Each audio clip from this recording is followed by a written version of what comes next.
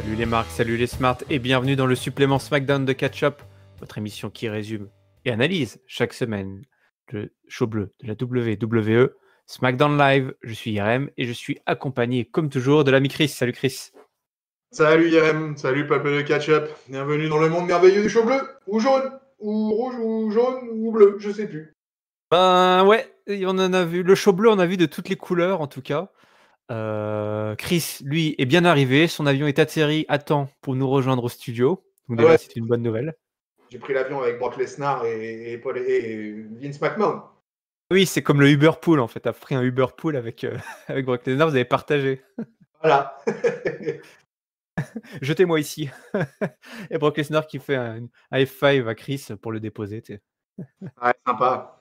Action Suplex City. Rapide et efficace, comme d'habitude.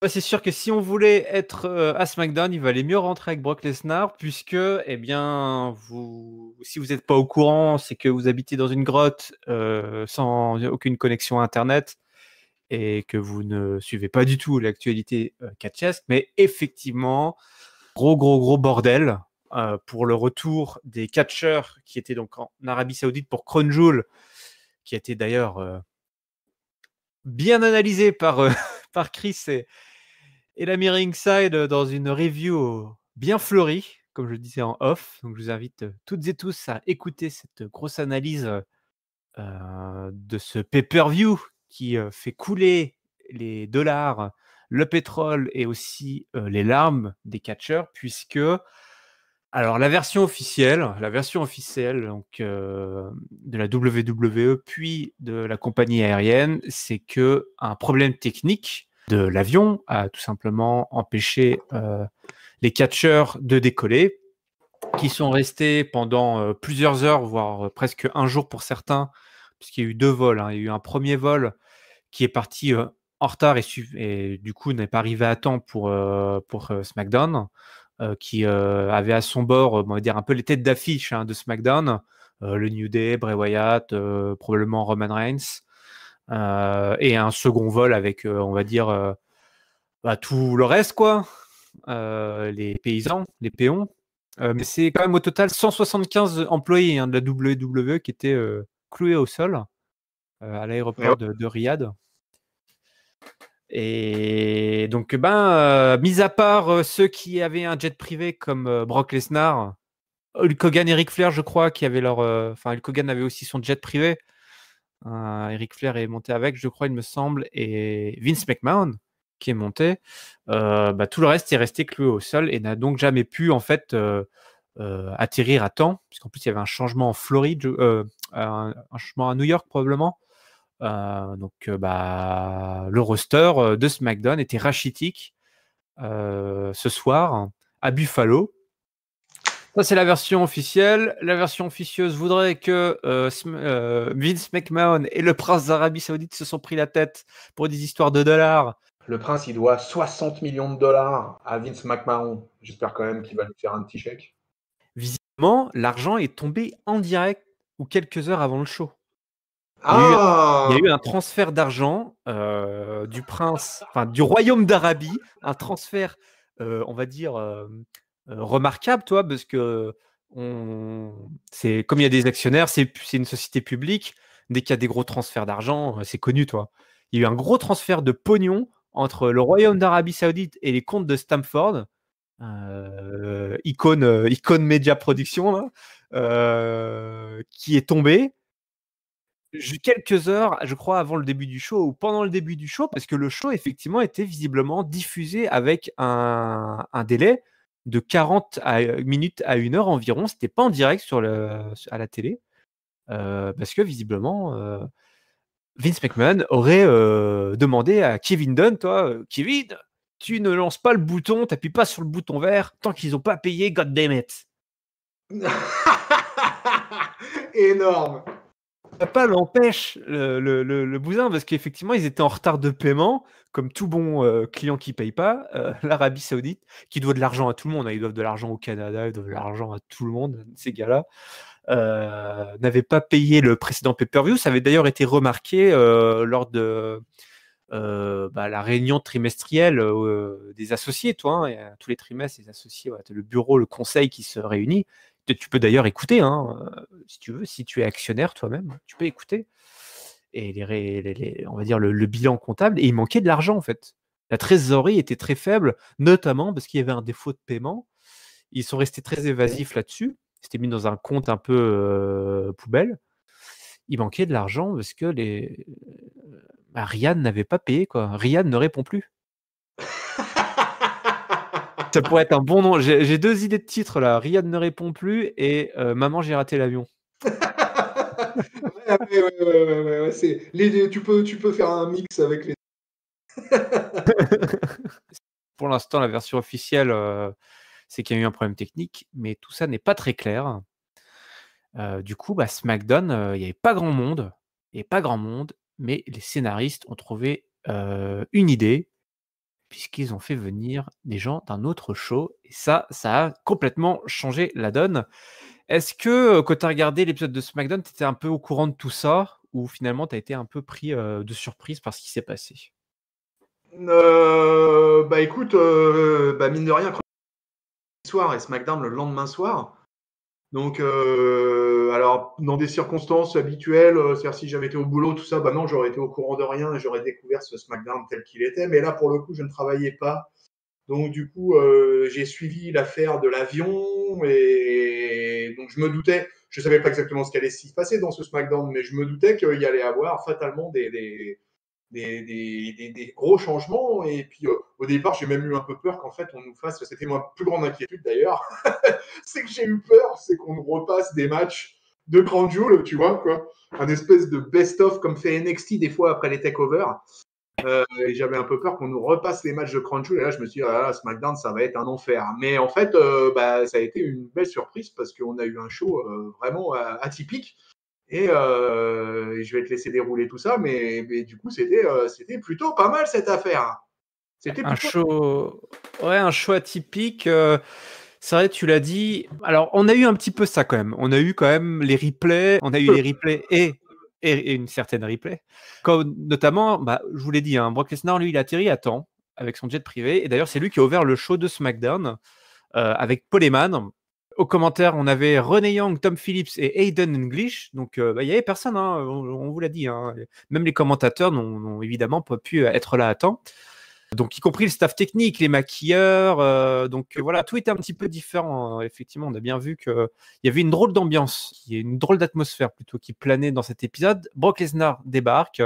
Paul Heyman prend le micro. Il nous explique Brock Lesnar a dorénavant, après avoir disposé assez facilement, vous vous en êtes bien moqué d'ailleurs, de Ken Velasquez dans son match en Arabie Saoudite. Et Brock Lesnar, maintenant, il en a après Rey Mysterio parce que, comme vous l'avez dit, tout ça n'était qu'un angle pour nous vendre, et ça on en avait suffisamment parlé, c'est un peu ce qu'on voulait en fait, nous on voulait un Brock Lesnar versus Rey Mysterio, et on va la voir puisque Brock Lesnar a décidé de partir en chasse et il va aller directement à Monday Night Raw la semaine prochaine, enfin cette semaine à l'heure où je vous parle, ce soir même à l'heure où je vous parle, pour aller choper les fesses du petit Mexicain, le petit luchador, puisque Rey Mysterio a attaqué Brock Lesnar, il lui a mis des coups de chaise et ça, il n'est pas content, et qui va les arrêter de toute façon? Personne, hein, parce que de toute façon, déjà, il n'y a personne ce soir, et puis Brock Lesnar, il fait ce qu'il veut, et Brock Lesnar, ce qu'il veut, c'est la peau de Rey Mysterio.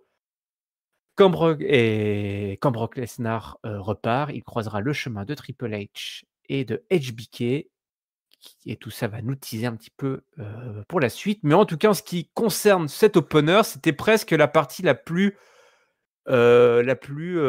normale de ce soir.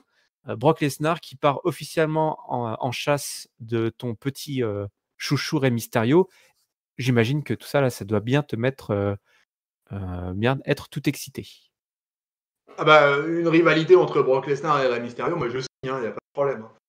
Après, surprenant, ouais, ce turn-là de Lesnar qui finalement laisse tomber SmackDown, laisse tomber la Fox pour aller du côté de Raw. C'est assez surprenant. Donc en fait, j'ai l'impression qu'on a décidé d'intervertir les deux championnats majeurs. Et du coup, l'Universal Championship va se retrouver à SmackDown. Et apparemment, le film est bien apprécié à la Fox parce que pour qu'il y ait un turn de cette manière-là, c'est vraiment que là, il y avait apparemment peut-être une demande, je ne sais pas, au niveau de la télé. Je ne sais pas du tout quoi. Je ne sais pas ce qui a pu provoquer ce truc. En tout cas, le truc positif, c'est que je préfère largement voir Brock Lesnar annoncer qu'il a envie de se mettre sur la tronche avec le Ray Ray que continuer avec le Cain Velasquez. Ça, c'est quand même une bonne nouvelle. Et après, ce qui était marrant, c'est que dans cet angle, c'est que Paul Heyman a parlé très lentement pendant sa promo, puisqu'apparemment, dans le même temps, il y avait un problème. Il fallait que les mecs arrivent, les mecs, les catcheurs arrivent, et que les catcheurs n'étaient pas là, et donc du coup on lui a demandé de prendre son temps, et c'était assez comique quoi. Il articulait tout très très bien, donc même pour quelqu'un qui parle un anglais relativement moyen, et ben le Paul Heyman il a jamais été aussi compréhensible. Donc du coup, et puis alors ce dernier truc, je sais pas ce que tu en as pensé, mais alors ça c'était vraiment qu'ils se retrouvent même pas dans le locker room, mais dans les coursives de la salle, quoi, et que c'est Paul Heyman qui indique le chemin qu'il faut prendre à Brock Lesnar pour pouvoir sortir de la salle. C'était assez spécial, quoi. Mais voilà, bah, écoute, un opener qui n'en était pas vraiment un, et puis, mais voilà, qui nous annonce la présence de Brock Lesnar à Raw ce soir. Eh oui, à Raw ce soir, donc Rey Mysterio, gare à tes fesses, gare à ton cul, parce que la bête est à ta poursuite. Effectivement, moi j'ai remarqué. Alors, voilà, effectivement, je sais pas comment. Dites-nous, chers auditeurs, même si je sais que on a des auditeurs très informés, au courant de tout, hein, des insiders quasiment, qui nous écoutent. Mais si tu n'étais pas au courant des problèmes, alors ils en ont parlé. Hein. Ils en ont pas caché, les commentateurs en ont parlé, parce qu'effectivement, déjà, c'était pas la team de commentateurs habituelle, donc ils étaient obligés un petit peu de lever le lièvre et d'expliquer la situation. Mais effectivement, tout a fonctionné au ralenti ce soir, malgré, et alors on va en parler évidemment, malgré l'excitation générale qu'il va apporter, qui va arriver pendant le show.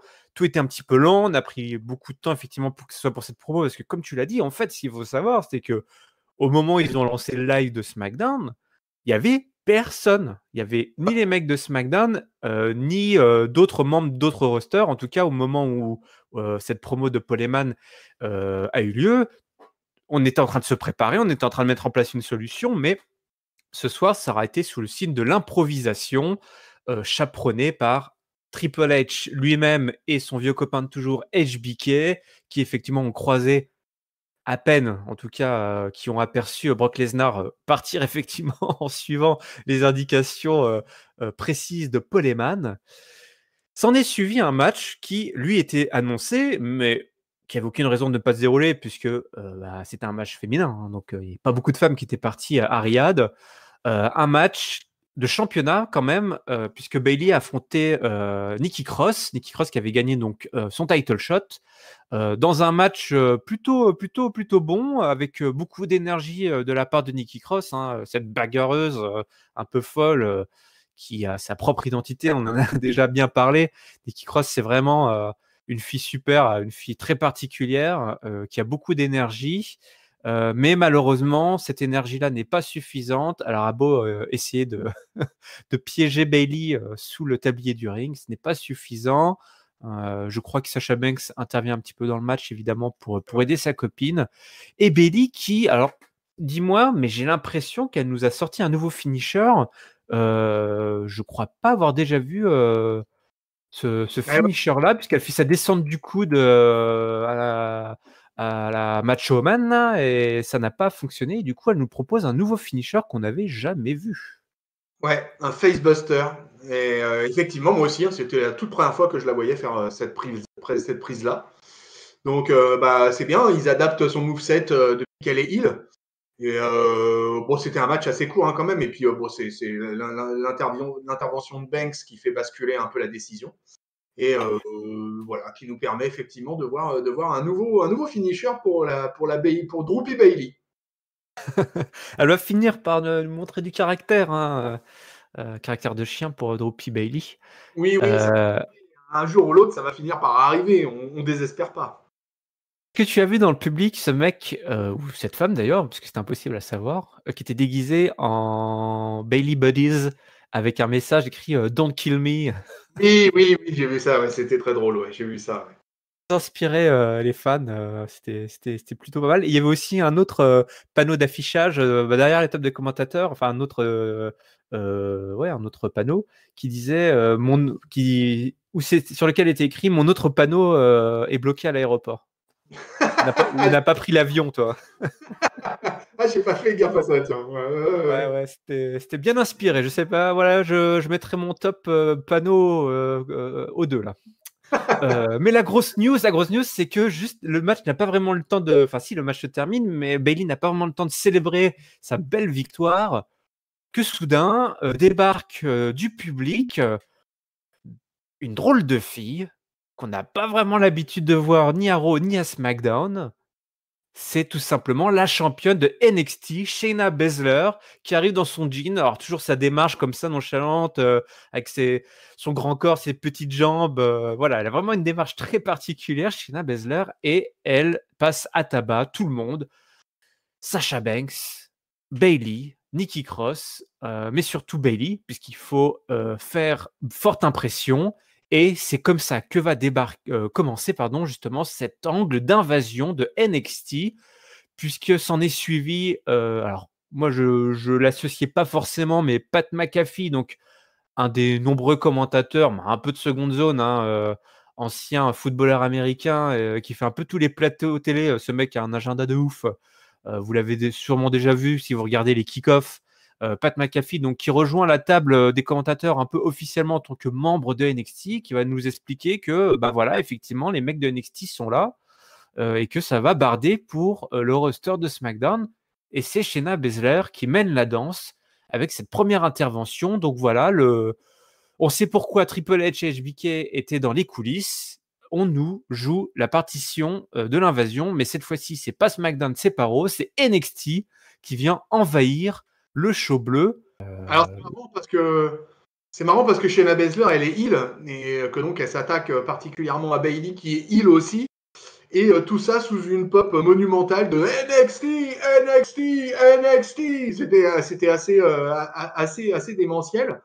Alors, on pouvait se douter qu'à un moment ou un autre, on aurait des interactions avec NXT dans les prochaines semaines, étant donné qu'il avait été déjà annoncé la semaine dernière que le Survivor Series cette année serait assez particulier, puisque les 3 brands seraient impliqués dans ce pay-per-view. Voilà, les circonstances des pay-per-view en Arabie Saoudite ont fait que du coup NXT a été impliqué dès ce vendredi. Et du coup, ouais, sympa. Alors après, finalement, le seul truc que j'ai trouvé un peu étrange, c'est que s'il y avait une interaction avec les filles de NXT, pourquoi il y avait que Shayna Baszler? Il y aurait pu avoir peut-être d'autres filles qui seraient venues. Mais bon, là, visiblement, ils avaient pris le parti que c'était Champions versus Champion, en fait. C'était un peu ça. C'est Bayley versus Shayna, quoi. Et Shayna a fait une forte impression. Et alors après, moi, je sais pas, je suis toujours un peu perplexe là-dessus parce que je me demande toujours, c'est est-ce que le public de SmackDown, le public de Buffalo, là, pour le coup, est-ce qu'il connaît vraiment Shayna Baszler? On a envie de se dire que oui, parce que quand on entend un peu tout le public gueuler NXT, on a l'impression que c'est des connaisseurs. Et du coup, on a envie de dire que Shayna Baszler, elle a eu une méga pop pour sa première, vraiment en plus, pour le coup, vraiment sa première arrivée dans le main roster en weekly. C'était assez énorme. C'était plutôt bien foutu, moi, j'ai trouvé.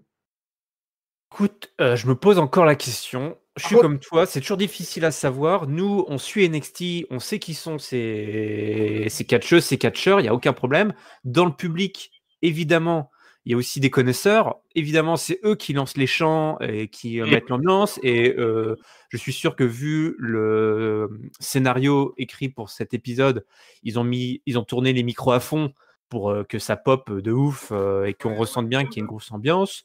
On verra un peu plus tard que, en fonction des profils, le public était plus ou moins réceptif parce que, ok, Shayna Baszler, effectivement, c'est un peu une des têtes d'affiche.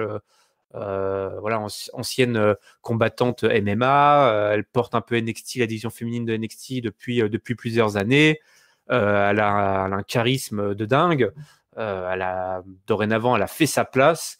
On verra un peu plus tard qu'il y a eu d'autres catcheuses qui sont venus. C'est plus ou moins de la mid-card ou des rookies. Enfin voilà, il faut être un peu plus connaisseur.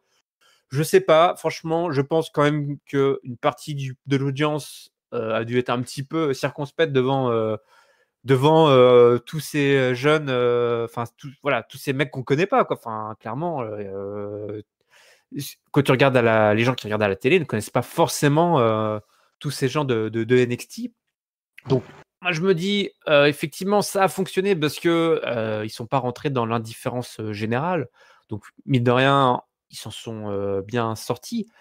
Mais alors, ce que je sais, c'est que bon, il y a eu un petit drop quand même d'audience sur la deuxième heure sur le show, mais que le show a quand même eu une meilleure audience que la semaine dernière, même si c'était pas compliqué vu que la semaine dernière ils étaient sur une chaîne secondaire du réseau Fox. Donc ils s'en sortent plutôt bien. Mais c'est vrai que c'était un pari osé, mais ils étaient accolés à dos au mur, donc je pense qu'ils s'en sortent pas trop mal quand même. Mais c'est vrai que la question peut se poser. Là, il faut vraiment il faut avoir le ressenti des gens qui sont devant leur télé et qui ne connaissent pas ces gens-là. Donc là, effectivement, ça c'est une info qu'on n'a pas forcément souvent. Ouais, apparemment le show a fait des bons ratings là. Hein. Et ça faisait un petit moment qu'il n'y avait pas eu d'aussi bons ratings sur un SmackDown. Ouais, ils ont fait des meilleurs ratings qu'il y a 2 semaines, par exemple. Toi, par rapport à la semaine dernière, moi, évidemment, il y avait pas, ça aurait été compliqué de faire pire, vu que c'était, je crois, le pire rating qu'ils aient fait, mais bon, c'était dans des circonstances particulières. Là, je me dis, peut-être que l'effet de curiosité a pas mal joué aussi, toi. Les gens se sont dit, tiens, mais quoi, les catcheurs de SmackDown sont bloqués à l'aéroport, mais qui c'est qu'on va voir, toi? Du coup, les gens ont peut-être mis la télé pour regarder, je ne sais pas. Ça fait Ouais, partie des scénarios possibles. ouais, tout à fait. Ouais. En tout cas, on nous valide ça. L'invasion de NXT est validée ni plus ni moins que par Sami Zayn, puisque Sami Zayn, persona non grata, est resté lui à SmackDown. Il est interviewé, il nous explique que c'est une nuit un peu bizarre. Il nous parle de NXT. Effectivement, NXT c'est super. Lui-même vient de là-bas, mais attention, il faut qu'il fasse attention ces mecs-là de NXT parce que sinon, la soirée risque de mal se passer pour eux. Et il s'arrête et Matt Riddle et Keith Lee sont là, donc 2 membres du roster de NXT.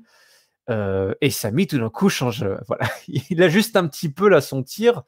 Il change son fusil d'épaule et puis il leur fait un petit peu de léchage de cul en disant ouais, salut les gars, ouais, je suis trop fan de vous, Matt Riddle, Keith Lee, vous êtes mes potes, bro, c'est ça, ouais, carrément. Pas de problème, les gars. Ouais, regardez, moi aussi, hein, je suis NXT. Vous savez, on m'appelait avant, j'étais le cœur de NXT. C'est pas pour rien. Voilà, moi, je représente moi aussi NXT. Regardez, d'ailleurs, j'ai mon t-shirt. Et puis là, il enlève. Et en fait, il a pas de t-shirt. Il fait ah mince, je crois que j'ai oublié mon t-shirt. Je vais aller me changer. Et en fait, il veut se barrer et il va se faire poursuivre pardon, par Matt Riddle et Keith Lee qui vont après le dérouiller sur le ring en leur plaçant leur finisher. Et donc le pauvre Sami Zayn là, qui fait les frais de l'invasion de NXT.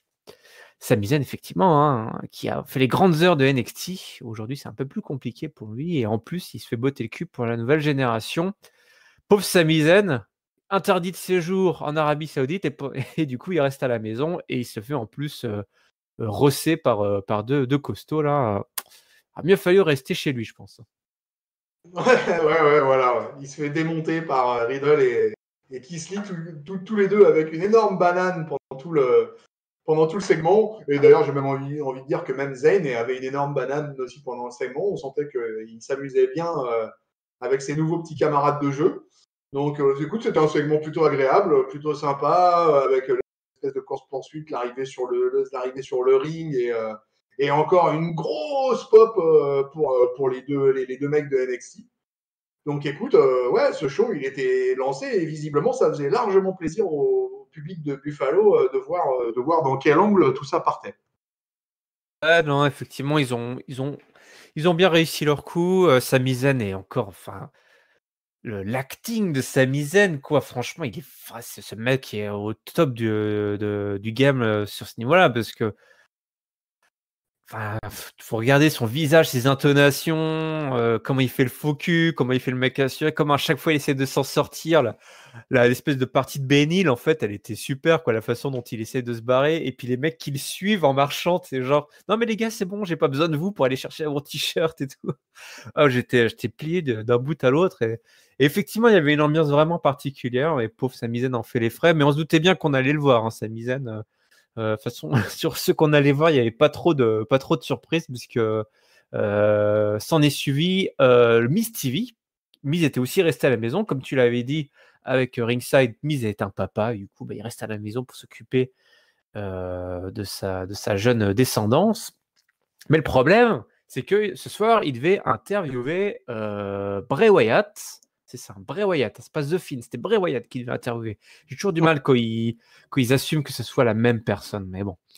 Il devait interviewer Bray Wyatt, mais pas de Bray Wyatt ce soir. Et du coup, il va s'interviewer lui-même. Il commence à nous montrer évidemment des extraits, alors des extraits très longs, hein. Je parlais tout à l'heure, en fait le match de Brock Lesnar, c'était pas des extraits qu'ils ont passés, ils nous ont passé comme Brock Lesnar versus Ken Velasquez en entier, en début de show quand même, pendant l'opener. Donc ils nous ont remis deux fois on a souffert, 2 fois on est mort avec Ken Velasquez. Il fallait meubler. Ouais.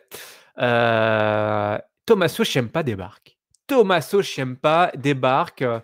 Il commence un petit peu à rentrer dans l'heure de mise. Il dit ouais, c'est censé être une émission voilà, immanquable, must-see TV. Toi, tu es censé être must-see entertainer. Et ben, c'est moi le plus grand divertisseur.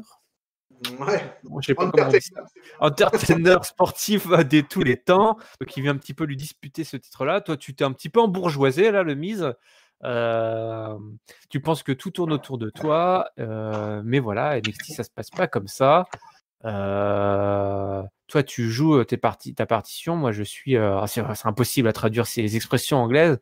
Toujours est-il que le Miz ne se démonte pas. Ça fait 15 ans qu'il se démonte pas, le Miz, et du coup il lance un défi à Tommaso Ciampa, défi accepté pour un gros match, en tout cas une sacrée affiche, hein, mine de rien, entre Tommaso Ciampa et The Miz, parce que The Miz se pose voilà en patron voilà, en l'absence de beaucoup de monde, c'est un peu lui le patron là, et il vient garder les portes du saloon. Un beau match, assez court hein, quand même, qui voit la victoire de Tommaso Ciampa en plaçant son Fairy Tail Ending. Défaite du Miz, victoire de Tommaso Ciampa. Voilà, qui nous fait aussi une bonne grosse impression, et c'est un petit peu ce qui va se passer tout le long de cet épisode. Qu'est-ce que tu as pensé là, de cette arrivée de ce nouveau babyface là, de NXT, Tommaso Ciampa? Ouais, belle interaction entre le Miz et Ciampa, quoi. Deux mecs qui sont à l'aise au micro, donc tout de suite, ça fait la différence. Hein. Et alors après, moi, j'étais relativement surpris de voir que ce soit Ciampa qui intervenait dans le Miz TV. Et c'était plutôt sympa. Ouais, voilà. Et pas grand-chose à dire de plus qu'il y a eu une belle interaction entre les deux. En plus, ça nous mène à un match derrière. Histoire de voir un peu ce que Tommaso Ciampa a dans le bide face à des mecs du main roster.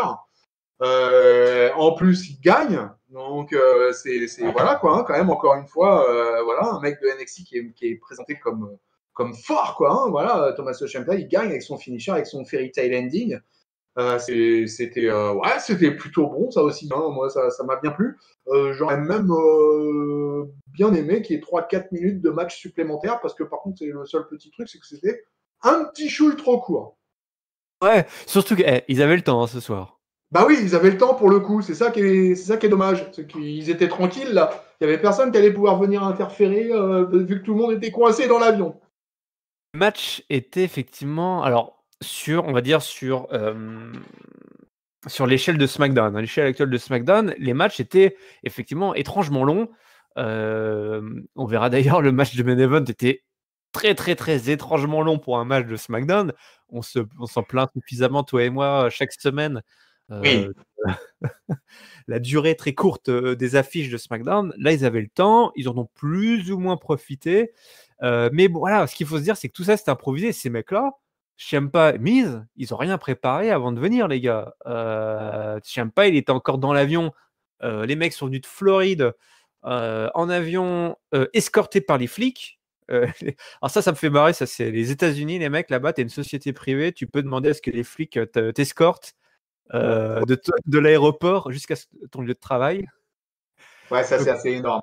ouais, voilà, t'imagines voilà, toute la cohorte là, de voitures de flics qui entraînent les catcheurs jusqu'au stade. Et les mecs, donc, coup, bah, ils ont dû improviser hein, autant pour les matchs que pour les promos. Donc finalement, c'est vrai que voilà, du crédit à ces mecs qui, bah là, tu l'as dit, hein, une belle promo où les mecs se sont un peu rendus coup pour coup. Il y avait un angle qui avait été trouvé, effectivement, où ils se disputaient un petit peu ce statut d'entertainer et un match assez compétitif qui, s'il n'était pas, il aurait pu être un petit peu plus long, était plutôt bon. Donc, bah, bravo messieurs d'avoir réussi à tenir bah, ce segment. Ouais, c'est d'avoir un show comme ça, totalement, quasiment. C'est tellement rare que ça arrive. Donc, du Ouais, coup, et ça nous a permis aussi de voir justement la qualité au fur et à mesure des catcheuses de NXT qui débarquaient, parce qu'ils ont été capables de s'adapter à la situation et finalement pouvoir de balancer de la promo de bonne qualité et des matchs de bonne qualité. Donc, c'était du tout bénef cette affaire. ah ouais, pour les mecs de NXT, là, c'était banco. Mais ce qui est ouf, c'est que ils ont vraiment, ils ont vraiment réussi à s'adapter. Et c'est vrai que cet angle d'invasion n'était vraiment pas prévu, puisque voilà, ils ont fait venir les gars à l'arrache. D'ailleurs, on verra. Alors, je vais zapper sur la petite 5 backstage qu'il y a eu entre temps, puisqu'elle est liée au main event. On va passer à un match qui, lui, n'aura pour la peine duré vraiment pas très longtemps. Il y a eu un match tag team. À la base, donc Sonya Deville et Mandy Rose devaient affronter Carmella et Dana Brooke. Mais ces deux dernières n'iront jamais jusqu'au ring, puisqu'elles se font attaquer dans les coulisses par Bianca Belair. Alors Bianca Belair qui a tout simplement détruit une ancienne championne de SmackDown et Dana Brooke à elle toute seule. Elle a notamment balancé Carmella. Alors Carmella, son selling était affreusement dégueulasse parce qu'on avait plus l'impression qu'elle avait envie de vomir, qu'elle était en soirée, qu'elle faisait un malaise plutôt qu'elle venait de se faire rouler dessus. Elle était genre pas bien, genre je me sens pas bien. Je sais pas, elle se tenait le nez, c'était assez chelou. Mais après, Bianca Belair la chope et la balance par-dessus les containers. Donc assez impressionnant. Et du coup, il y a eu un match malgré tout, puisque c'est Rhea Ripley, donc anciennement première championne de NXT UK, hein, une grande badass là, qui a chopé genre plus 1000 de charisme en 6 mois, accompagnée de Tegan Knox et ses deux jambes bioniques. Qui donc sont allés tout simplement rouler sur Mandy Rose et Sonya Deville dans un squash match là, de 1h30. Et alors voilà, il y a eu une pop un peu plus discrète pour les deux, parce que là, alors, Tegan Knox, autant Rhea Ripley, elle a vraiment un charisme de dingue, et limite, t'as pas vraiment forcément besoin de savoir qui c'est pour popper. Bon, Tegan Knox, c'est un peu plus discret, mais le match n'aura pas duré longtemps de toute façon. Mais voilà, tout le monde était sur le pont du côté de NXT, et une nouvelle victoire au crédit du show jaune. Ouais. Bah, moi j'aime beaucoup le roster féminin NXT, de ces derniers mois là. Et j'étais super content de voir Bianca Belair parce que c'est une des filles que j'aime beaucoup à NXT. Et comment Bianca Belair, elle les a mais démolies dans les coulisses, quoi. C'était jouissif. Alors effectivement, le selling de Carmella était laissé à désirer, mais tout l'angle était plutôt sympa. Alors Tegan Knox, elle est plutôt associée en tag team avec Dakota Kai à NXT. Dakota Kai n'est pas apparu pour le coup. Mais Rhea Ripley et Rhea Ripley en ce moment, elle est en train un peu de make a statement, comme ils disent aux États-Unis là, à NXT. Et ben là maintenant, elle s'est chargée de continuer ça à SmackDown. Donc c'est plutôt cool. Hein. Rhea Ripley, c'est quelque chose quoi. Hein. C'est franchement quel morceau cette nana. Et puis bah voilà, un Rhea Ripley, il n'y a pas eu photo quoi. Hein. Elle a bouffé tout cru Mandy Rose, hein, et avec son inverted Shamrock là. Et puis bah voilà, Mandy Rose, moi j'aurais été elle, je me serais dit bon bah je vais quand même réfléchir parce que là je suis quand même pas au niveau même des nanas des NXT, quoi. Et là, alors, non seulement, là, ils ont un peu cherché les ennuis quand même, parce qu'un match avec Mandy Rose, ça partait mal. Mais alors, un Déjà. match avec Mandy Rose non préparé, improvisé, Aïe aïe aïe. oh là, ça durait 1h30, mais oh la vache, c'était vraiment, il y avait du botch, il y avait du mal à se connecter, mais même, les quatre, c'était difficile, hein, c'était compliqué pour les quatre nanas. Il y a eu cette séquence où Tegan Nox a balancé, je crois, Sonya Deville sur la table des commentateurs. D'ailleurs, au passage, Renee Young s'est bouffé le pied dans le pif, elle avait le nez en sang, pissé le sang par tous les trous de nez. Mais en fait, c'était trop mal foutu parce qu'en fait, Tegan Nox, elle a des pouvoirs psychotélépathiques parce qu'en fait, Sonya Deville s'est jetée un peu elle-même. Tu vois vraiment, la séquence est vraiment mal foutue. Elle se jette elle-même par-dessus la table. Donc, ouais, tout ça était assez approximatif. Voilà, ils ont pas voilà, toute l'expérience non plus de catcheurs qui peuvent improviser un match de 15 minutes non préparé. Là, c'était un peu plus compliqué, mais bon, c'était court. Et surtout, Rhea Ripley, vraiment, effectivement, ça c'est elle. C'est un bijou, hein, un diamant brut là pour NXT pour les prochaines années. Donc ça faisait plaisir de la voir. Et je crois qu'effectivement, Dakota Kai, tu en parlais, donc effectivement, partenaire Tegan Nox là, de la Team Kick. Même si, alors, ça me fait marrer, la Team Kick, sur les 4 jambes de la Team Kick, t'en as 3 qui sont avec des attelles.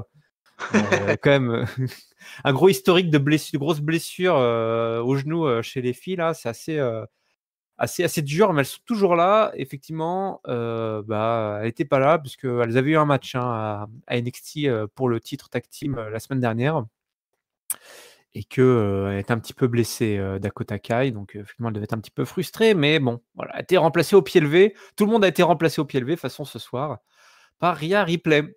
Il y a une petite annonce, alors je la passe maintenant parce que sinon ça n'avait aucun intérêt. Stephanie McMahon était là et on a eu un petit package vidéo du match évidemment de Lacey Evans contre Natalia qui ont fait l'histoire à Crown Jewel, qui était aussi bloqué à l'aéroport. Donc voilà, on va faire l'histoire à Crown Jewel, mais après on reste bloqué pendant des heures à l'aéroport. Voilà comment on est récompensé. Mais tout ça, c'était pas le plus important. Le gros morceau de la soirée, c'est tout simplement cette séquence de Daniel Bryan qui est tombé nez à nez sur Triple H, qui l'a déjà imposant, le nez, et HBK. Et on a un beau face-à-face là entre Daniel Bryan et Triple H. Il y a un gros historique évidemment entre les deux hommes. Daniel Bryan, ça hype un peu le Survivor Series. Triple H dit oula mon bon, mais j'ai l'impression que tu cherches la bagarre. Daniel Bryan dit ouais je cherche la bagarre. Là en gros je me fais chier, il y a personne. Ça se stone. Et alors Triple H, c'était vraiment bien foutu cette séquence, j'ai adoré. Triple H dit que bon, j'ai pas mon matos. On se dit ils vont nous faire un Triple H Daniel Bryan. Moi j'étais en train de m'ambiancer, j'étais chaud.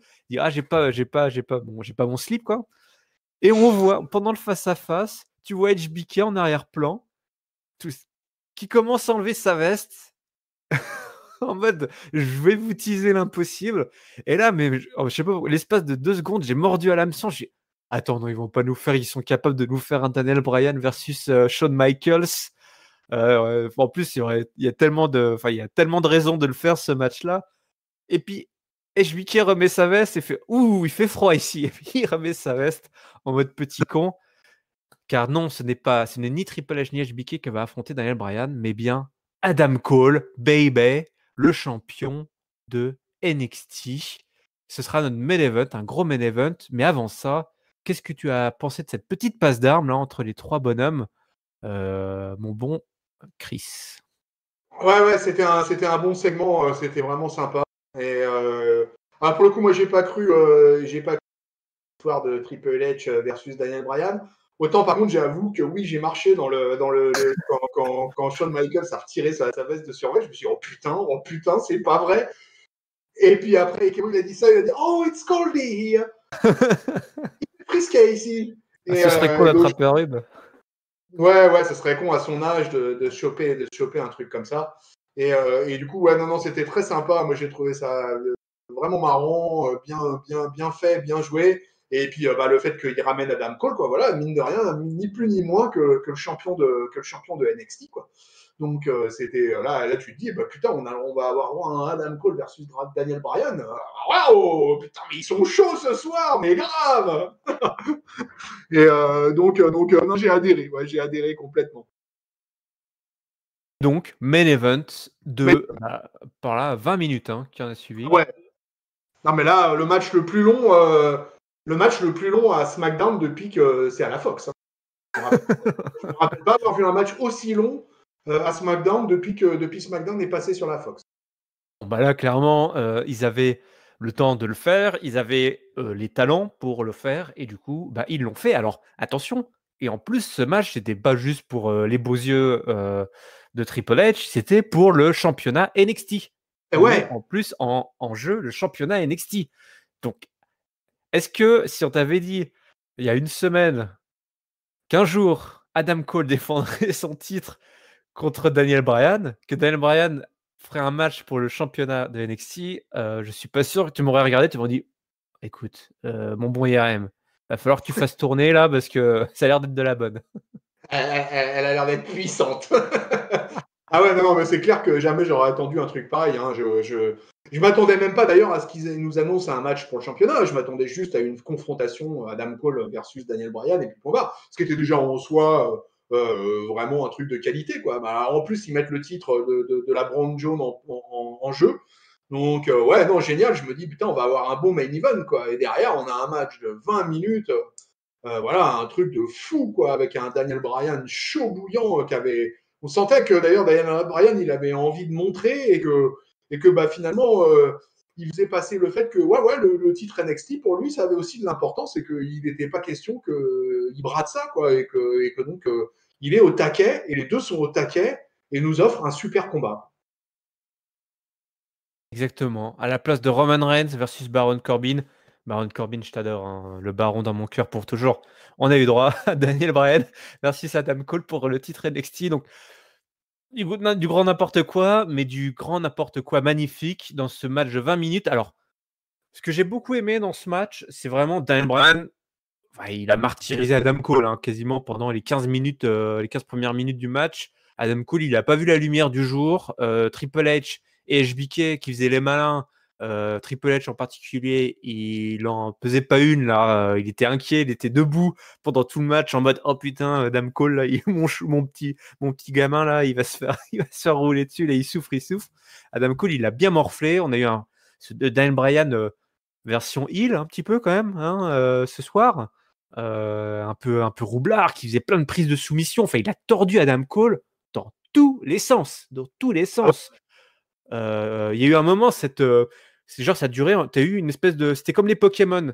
T'avais une première prise de soumission, ça tenait pas. Alors après, il lui tordait la jambe, après il lui tordait le bras, et après il lui tordait la tête, et après il lui chopait le nez. Et à la fin, Adam Cole ne pouvait plus bouger.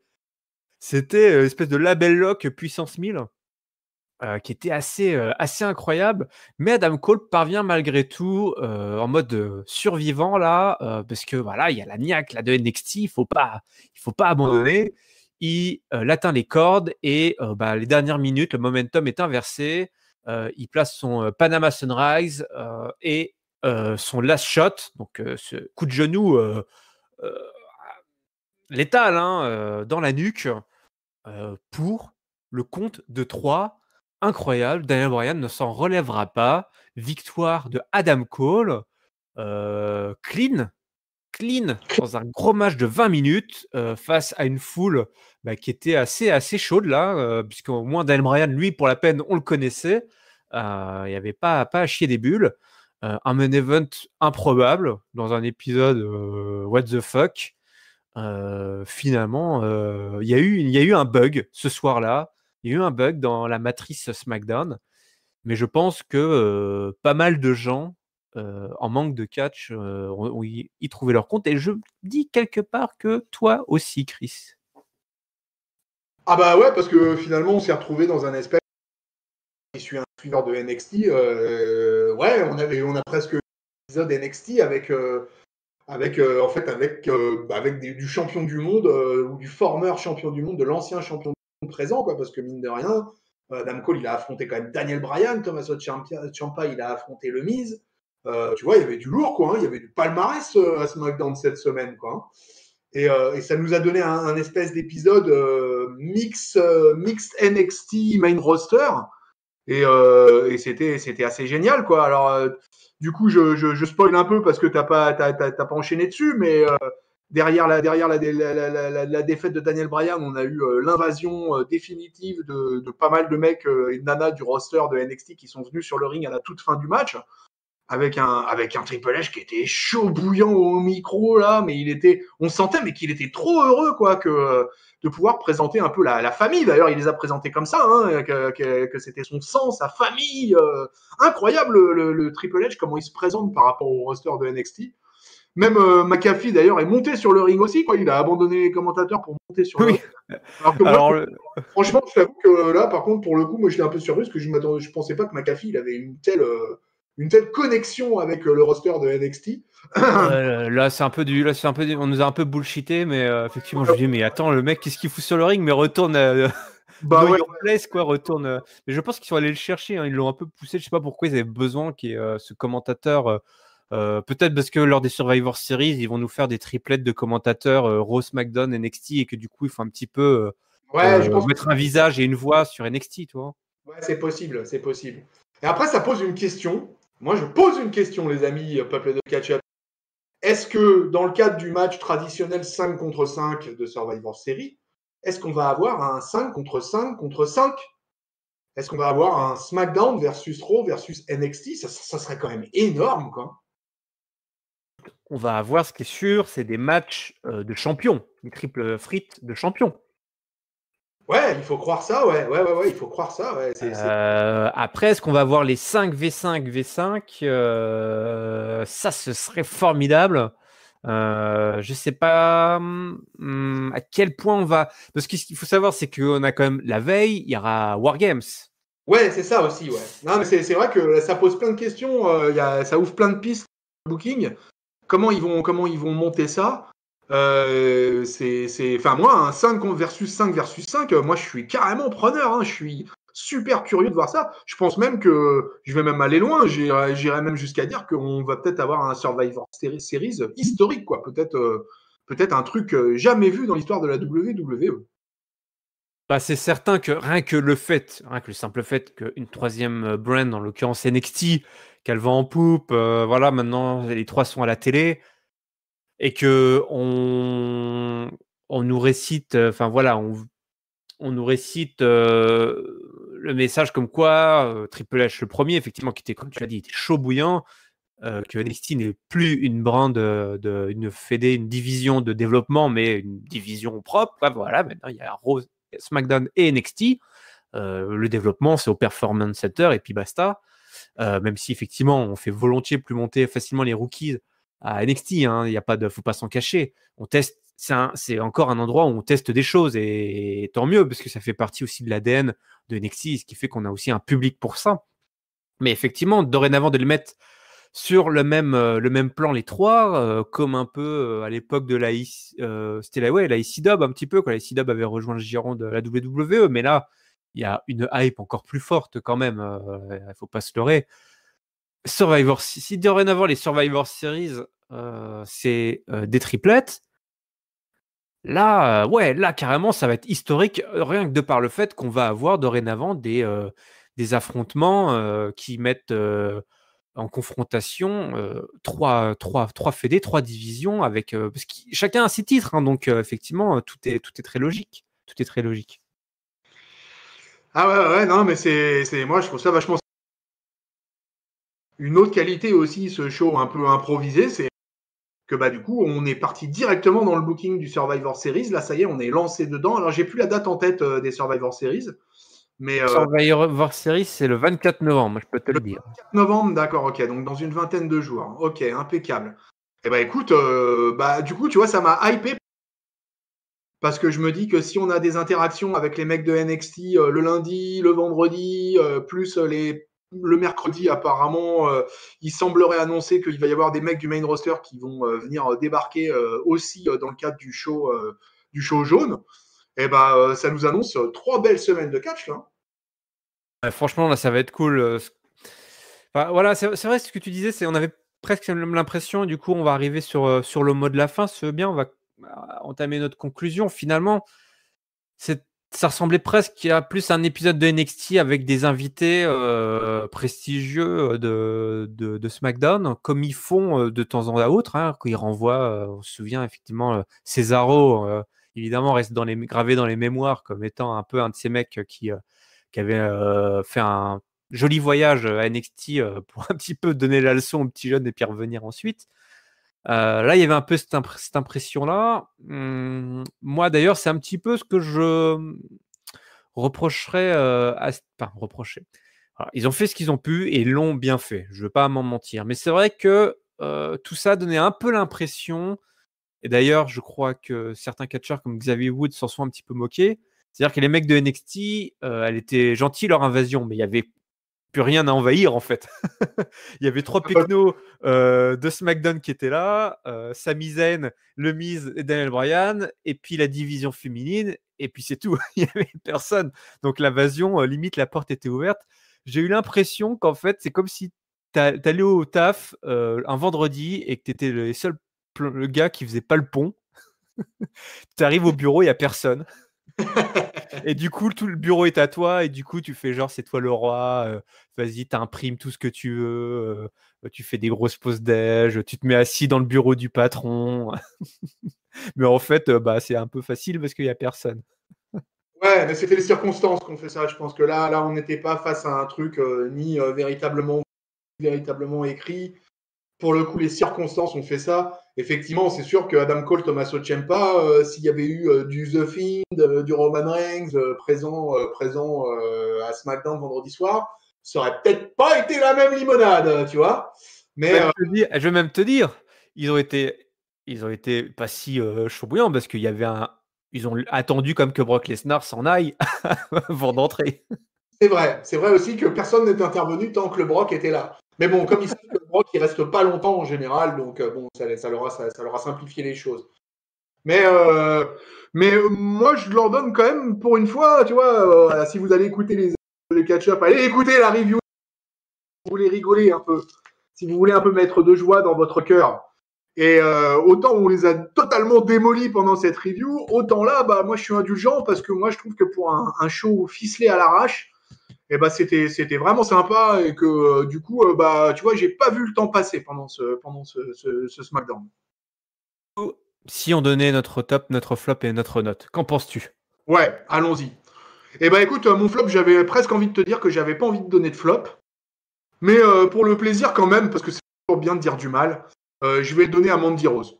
Parce que Mandy Rose, ça fait des semaines que j'en peux plus de cette nana, que je la trouve mais d'une nullité mais absolue dans le ring. Vraiment, cette nana, elle a que son physique et encore, bon, faut aimer les blondes au nez refait et tout ça, bon, et c'est pas forcément mon kiff. Mais moi, mon problème principal avec Mandy Rose, c'est son in-ring, quoi. Et donc, elle s'est retrouvée dans un tag team match avec Rhea Ripley, Tegan Nox, qui sont quand même des nanas, et Sonya Deville aussi, parce que Sonya Deville est une bonne catcheuse.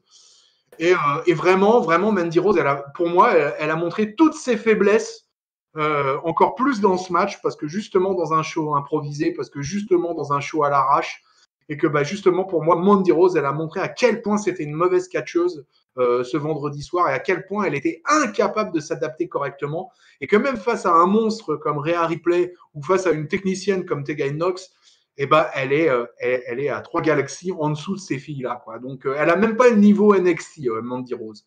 Donc, voilà. Donc, je lui mets mon flop sans, vraiment, sans, quasiment avec plaisir. Quoi. C'est presque du sadisme. Désolé, Mandy. Mon top, bah, je vais le donner au main event de SmackDown parce que je pense que bah, c'était tout simplement le tout premier match de plus de 20 minutes qu'on a eu droit sur la Fox depuis que SmackDown. J'aurais pu le donner à l'invasion de NXT en général, mais je vais vraiment le donner au match Bryan versus Cole parce que j'ai trouvé vraiment que c'était un bon match, que Bryan a joué le jeu au taquet, qu'il a largement dominé ce combat d'ailleurs.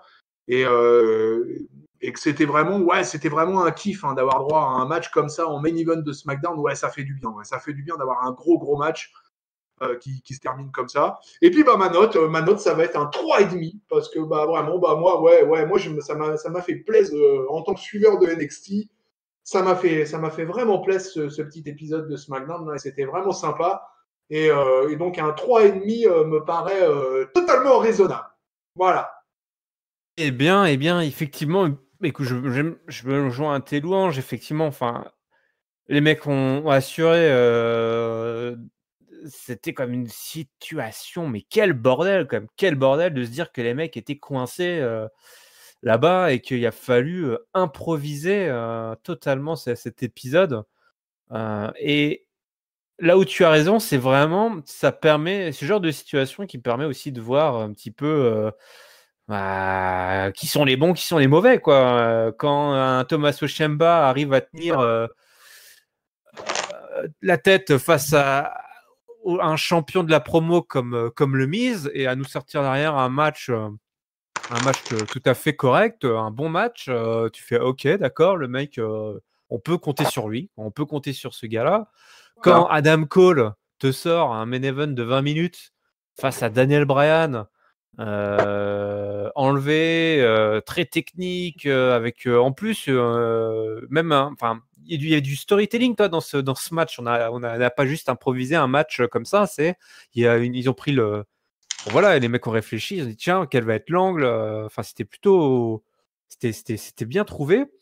Donc déjà, voilà, bravo d'avoir réussi à improviser cet épisode. On dit souvent que les shows, il y a toujours un show un peu bizarre en approche de Survivor Series, juste après justement les shows d'Arabie Saoudite, que ce soit le Daniel Bryan qui remporte le titre face à AJ Styles l'année dernière, ou AJ Styles qui gagne en Angleterre face à Jinder Mahal il y a 2 ans. Toujours une ambiance un peu bizarre, ou alors même ce rôle là où ils étaient pris sous la neige, tu te souviens, c'était assez bizarre. Il y avait un petit vent de folie comme ça et on teste des choses du coup, et bon, ça passe ou ça casse. Là, ils ont réussi. Bon, voilà, je vais pas. Voilà, j'ai vu des gens, voilà, qui genre ça y est, c'est ce qu'on devrait avoir. Voilà, ils ont trouvé la formule magique pour SmackDown. Non, non, SmackDown, c'est pas ça. On se calme, tout le monde doit se calmer. Là, c'était unique, c'était très particulier.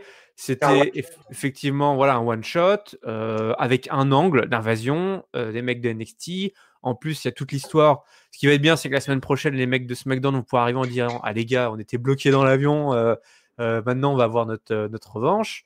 Non, SmackDown, c'est pas ça. C'est pas des petits gabarits de NXT qui viennent montrer à quel point ils sont forts. Ça, c'est NXT.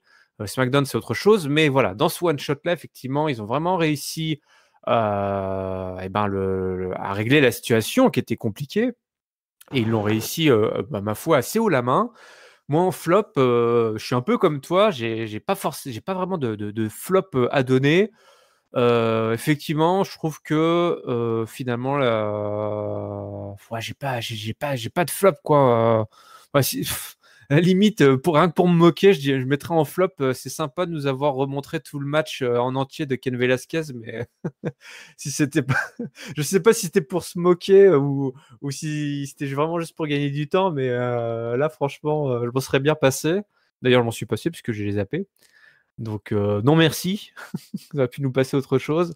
Et en top, ouais, mon top, c'est tout simplement l'invasion, enfin, d'avoir réussi à monter cet épisode en quelques heures là, hein. Donc bravo mesdames et messieurs, là c'était impressionnant, et je me joins, j'avais la même note que toi, 3,5.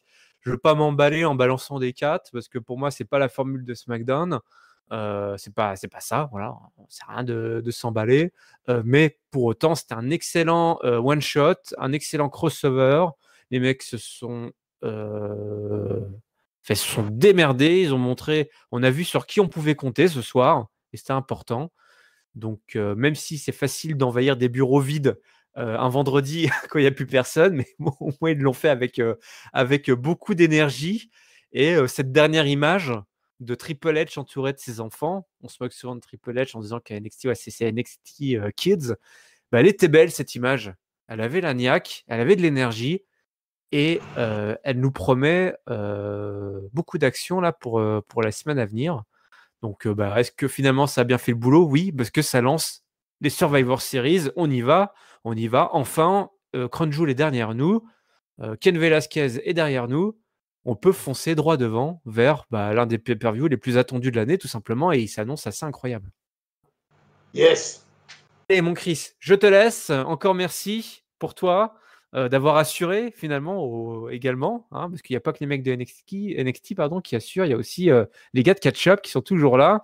Et on est chaque semaine. We are Catch-Up!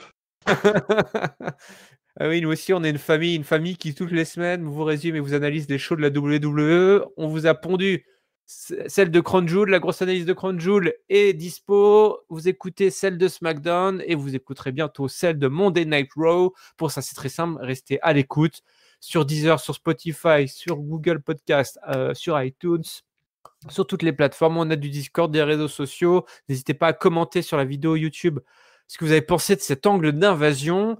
Est-ce que vous croyez à la version officielle de la WWE? Est-ce que Vince McMahon a eu raison de couper la diffusion en direct du show en Arabie Saoudite? Est-ce que le prince, pas de Bel-Air, mais le prince d'Arabie Saoudite a tenu en otage nos catcheurs préférés à l'aéroport? Je vous laisse nous partager vos théories les plus folles. On vous donne rendez-vous très bientôt. Et d'ici là, on vous souhaite à toutes et à tous une bonne semaine pleine de catch. Salut, salut. Salut Irem! Salut peuple de Catch-Up!